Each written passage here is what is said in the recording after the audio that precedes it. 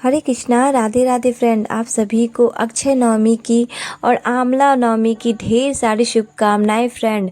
तो आज मैं इस वीडियो में आपको शेयर करने वाली हूँ कि अक्षय नवमी के दिन आप आंवला वृक्ष नहीं है या पौधा नहीं है तो आपको आंवला नवमी की पूजा किस तरह से करोगे घर पे, एकदम बिल्कुल साधारण तरीका से मैं बताऊँगी।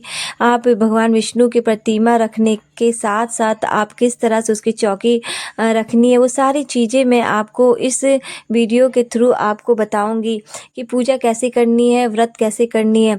तो अगर आपको ये वीडियो पसंद आ रही है तो प्लीज़ वीडियो में कमेंट में आप हरे कृष्णा ज़रूर लिखें फ्रेंड। तो चलते हैं, आपको मैं ये बता रही हूँ कि वीडियो में कि आपको पूजा किस तरह से करनी है। तो सबसे पहले आप एक चौकी ले लें। छोटी सी चौकी हो तो अच्छी बात है, नहीं तो आप बड़े चौकी भी ले सकते हो। उसमें आप पीले या लाल कलर के उसमें वस्त्र ओढ़ा दें और उसमें अगर आप वो आपके चौकी भी नहीं है तो आप नीचे में ही आप गेरुआ से आप मिट्टी से उसे अच्छे से लीप लें उस जगह को, और उसके बाद उसमें आप लिपने के बाद आप चौकी बिछा ले। नहीं है चौकी तो आप नीचे भी पूजा कर सकते हो। चौकी है तो उसमें आप लाल या पीले कलर के वस्त्र ओढ़ाकर उसके बाद वस्त्र ओढ़ाने के बाद उसके ऊपर आप तिल का या चावल नहीं हो तो तिल का आप आसन ज़रूर डालें। सफ़ेद फूल का भी आसन आप वहाँ पे डाल सकते हो, तो सफ़ेद फूल है तो आप सफ़ेद फूल का भी आप आसन डाल दो। उसके बाद भगवान विष्णु को आपको वहाँ पे विराजमान करनी है। अगर आपके पास फ़ोटो है तो फिर ठीक है, नहीं तो आप उसके प्रतिमा को भी आप स्थापना वहाँ पे कर सकते हो। तो वहाँ पे हमने भगवान विष्णु के फ़ोटो को हमने स्थापित कर दिया है। उसके बाद आपको गणेश जी की स्थापना करनी होती है। तो वहाँ पे आपको तिल का आसन देने के बाद गणेश जी को वहाँ पे हमने स्थापित कर दिया है। गणेश भगवान को सबसे पहले आपको पूजनीय है। तो हमने वहाँ पे गणेश जी को स्थापना करने के बाद अगर आपको कलश की स्थापना करनी है तो आपको वहाँ पे अष्टदल कमल बनाने के लिए चावल लेकर उसे अच्छे से फैलाकर उसे 8 बार के आपको उंगली से लेकर आपको अष्टदल कमल बनानी है। तो वहाँ से अच्छे से चावल हमने फैला लिया है। उसके बाद कलश में आपको वहाँ पे स्वास्तिक बनानी है, तो आप मैंने पहले ही स्वास्तिक बना ली है उसमें कलश के ऊपर। तो आंवला पूजा के लिए आप सुबह में स्नान ध्यान कर लें। उसके बाद आपको स्नान के जल में आपको जो स्नान जिसे करें उसे आंवला का रस ज़रूर डालें। आंवला का रस, क्योंकि आंवला का विशेष महत्व है। आंवला नवमी के दिन आंवला के रस से स्नान करें, आंवला का दान करें, आंवला का दीप दान करें, आंवला का सेवन करें। इस दिन आंवला का बहुत बड़ा महत्व होता है। तो आंवला नवमी के दिन इस तरह से मैं किस तरह से पूजा कर रही हूँ, आपको बता रही हूँ वो सारी चीज़ें मैं इस वीडियो में। तो कलश में हमने यहाँ पे मुख में उसको कलावा से हमने बांध लिया है। उसके बाद हमने वहाँ पे कलश स्थापित कर दिए हैं। कलश स्थापित के लिए हमने अष्टदल कमल उसके ऊपर बनाया है। फिर उसके बाद आपको 5 या 7 आम के पल्लू लेने हैं। आम के पल्लू में उसमें तिलक करनी है। 7 आम के पल्लू हो या 5 हो वो आपको ले लेनी है। उसके पहले हमने उसमें जल डालकर कलश में जल डालने, उसके बाद गंगा जल डालने के बाद फिर कलश के अंदर हमने हल्दी, सिक्का हो गया, वो 1 रुपया का सिक्का हो तो 1 रुपया का सिक्का या 2 रुपया के सिक्के आप उसमें डाल लें, हल्दी डाल लें। उसके बाद उसमें आपको जो डालनी होती है, आंवला हो तो आंवला भी डाल लें, उसमें आंवला के रस डाल लें। फिर उसके बाद आप उसमें कौड़ी है तो कौड़ी भी डाल सकते हो, नहीं तो आपको सुपारी जो होता है, एक सुपारी उसमें डाल लें। मैंने हल्दी के गांठ भी डाल दिए हैं उसमें। हल्दी नहीं के गांठ नहीं है तो आप उसमें हल्दी जो होता है पाउडर वो भी डाल सकते हो। तो मैंने एक एक करके सारे आपको दिखाए कि मैंने उसमें क्या क्या डाले हैं।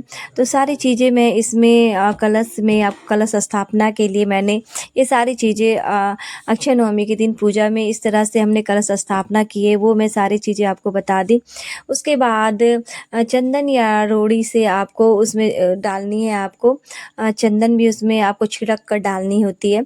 तो कलश में हमने चंदन भी डाल दिए हैं।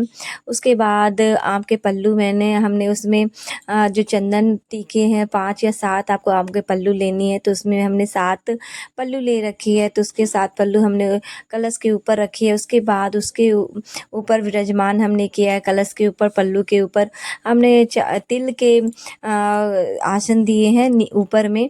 उसके बाद तिल के आसन देने के बाद हमने जो ऊपर रखे उसके ऊपर हमने दिया रखी है, क्योंकि दिया को साक्षी के रूप में हमने रखी है, क्योंकि कोई भी पूजा बिना दिया के रूप जो अग्नि होता है उससे हम लोग साक्ष के रूप में रखे जाते हैं। तो बिना दिए का हम पूजा नहीं कर सकते हैं, क्योंकि साक्षी के रूप में हमें दिया लेनी होती है।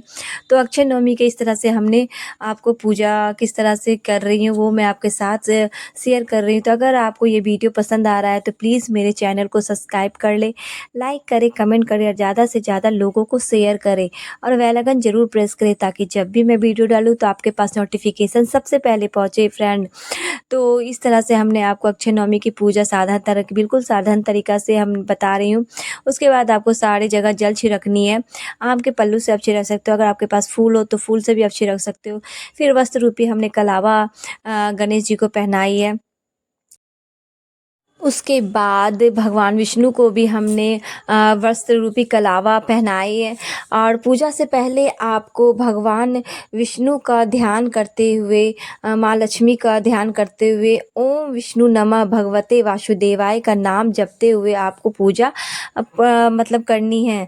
ये पूजा आपको भगवान विष्णु और लक्ष्मी माँ का ध्यान करते हुए करनी है। उसके बाद तिलक से मतलब तिलक करनी है भगवान विष्णु को।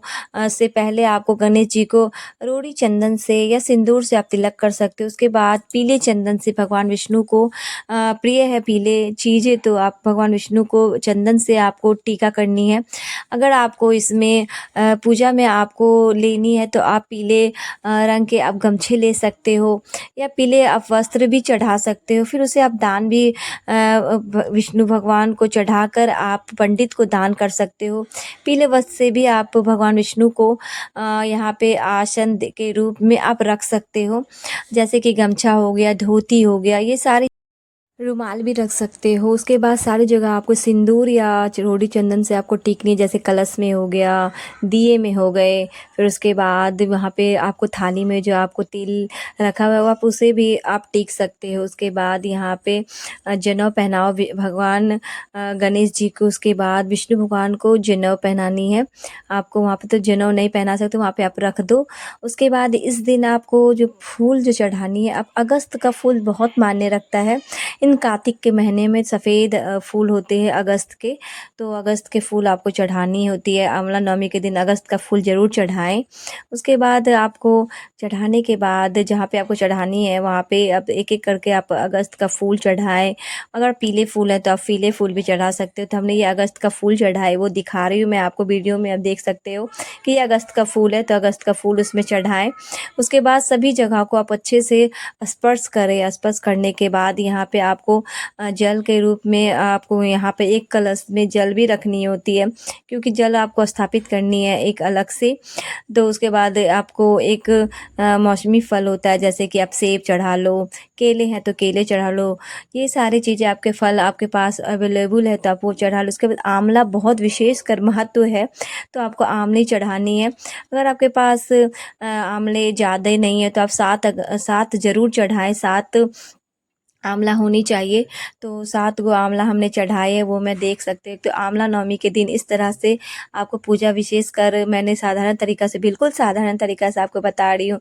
आपको पीले जैसे कि पीले कलर का आपको पास नहीं है फल, तो आप एक नारंगी है तो नारंगी भी चढ़ा सकते हो। तो हमने एक पीले कलर का फल भी है वो मैंने चढ़ा दिया। उसके बाद भगवान विष्णु को आप फिर तुलसी पत्ते जो होते हैं भगवान विष्णु को प्रिय हैं, तो तुलसी पत्ते भी आपको वहाँ चढ़ाने, एक एक करके सारी चीज़ें में आपको तुलसी पत्ते चढ़ाने हैं, क्योंकि तुलसी पत्ता बहुत प्रिय होते हैं तुलसी जी भगवान विष्णु को। तो सारी चीज़ें भगवान विष्णु के आप जैसे कि आपको भगवान विष्णु के पास तुलसी पत्ते रखने हैं। फिर आपको कुछ दक्षिणा भी वहाँ पे रखनी है, तो वहाँ पे आप समर्थ के अनुसार आप दक्षिणा भी रख सकते हो, जितना समर्थ हो आपके पास तो उतना रख दो।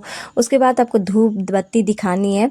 उसके बाद जितने पूजे हो गए हैं सारे पूजे के सामने आपको धूप बत्ती दिखानी, विष्णु भगवान को, गणेश जी को, कलश के पास सारी चीज़ें जहाँ जहाँ पे आपको पूजा हमने की है वहाँ पे सारे जगह आपको धूप बत्ती दिखाने के बाद वहाँ पे दिया आपको जलानी होती है। दिया जलाने से पहले आपको, अगर आपको इसकी कथा कहनी है तो आप हाथ में अगस्त का फूल लेकर कथा सुने, उसके बाद प्रणाम करें और भगवान विष्णु से क्षमा याचना जरूर करें और भगवान विष्णु से ये बोले कि अगर भूल चूक जो भी हो माफ़ कर दे। भगवान विष्णु का नाम लेते हुए, माता लक्ष्मी का नाम लेते हुए आपको वहाँ पे कथा सुननी है। उसके बाद आपको दिया जलानी है।